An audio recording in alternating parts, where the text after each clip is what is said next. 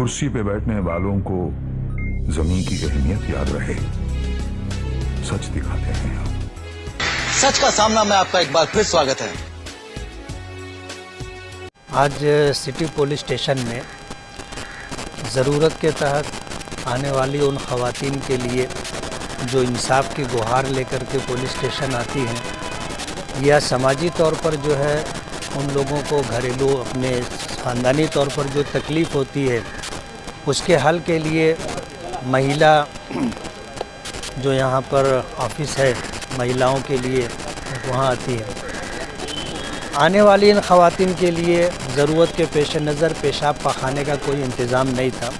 इस ज़रूरत को महसूस करते हुए रोटरी क्लब के ज़िम्मेदारान ने ख़ास तौर पर जो है एडवोकेट शिशिर हीरे ने कोशिश करके यहाँ पर जो है एक मोबाइल जो है लेटरिन का इंतज़ाम किया, जिसमें जो है इंग्लिश और देसी दोनों तरह की जो है संडास है, 4 इस तरह की संडास का इंतज़ाम किया है।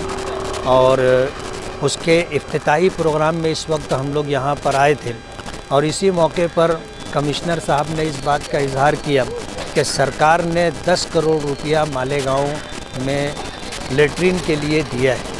तो मैंने अपनी बात रखी कि गरीबों के एरिए में, ख़ास तौर पर किनारे के एरिए में जहाँ पर छोटे छोटे लोगों के घर हैं, वहाँ पर शौचालय बनाने की कोई जगह नहीं है। ऐसे एरिए के अंदर शौचालय बना करके लोगों की ज़रूरत पूरी हो, इस बात की कोशिश करनी चाहिए। कमिश्नर साहब ने बहुत संजीदगी के साथ इस बात को सुना। आने वाले दिनों के अंदर पूरे शहर के अंदर इस तरह का कोई अच्छा प्रोग्राम हो सके, इसके लिए हम कोशिश करेंगे। सर, आज रोटरी क्लब के जानिब से मालेगांव कंट्रोल रूम में एक मोबाइल स्वच्छता गृह मतलब लोकार्पण सोड़ा हुआ, तो ये आपके दिमाग में कैसे आया कि आपको यहाँ पर डोनेट करना चाहिए? ऐसा कहा जाता है कि दुनिया की आधी आबादी जो है वो महिलाओं की है और हम मालेगांव का जो ग्रामीण भाग जो है उसके तरफ देखें तो ये बात बड़े अफसोस के साथ महसूस होती है। बहुत बार हमें महसूस हुई है कि मालेगांव में महिलाओं के लिए कोई भी पब्लिक टॉयलेट नहीं था। मतलब बाहर से ग्रामीण एरिया से आने वाली महिलाएं, वैसा ही मालेगांव की जो माता भगिनी है, इनकी बड़ी ख़राब हालत होती थी। बहुत बार कहा जाए इसके लिए दिक्कतें आती थी और ये चीज़ हमने महसूस की जब महिला शिकायत केंद्र के काम के लिए आते थे। तब ये ध्यान में आया कि पूरे मालेगांव तालुका से, शहर और ग्रामीण एरिया से यहाँ पे बड़ी संख्या में हमारी बहनें आती हैं और इनके लिए कोई भी टॉयलेट नहीं है।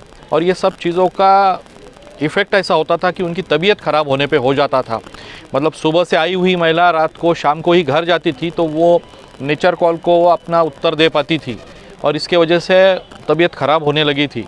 तो ये सब चीज़ें जब हमने महसूस किया और ये समझ में आया कि प्रशासन और इतर संस्था की तरफ से कुछ हो नहीं सकता, ये जब ध्यान में आ गए, हालांकि ये पूरी गवर्नमेंट की जिम्मेदारी है, गवर्नमेंट की तरफ से इसमें कुछ बदलाव नहीं हो सकता है, तब हमने इसमें लीड लिया और एक टीम से बात की जो टाटा कैपिटल की टीम थी।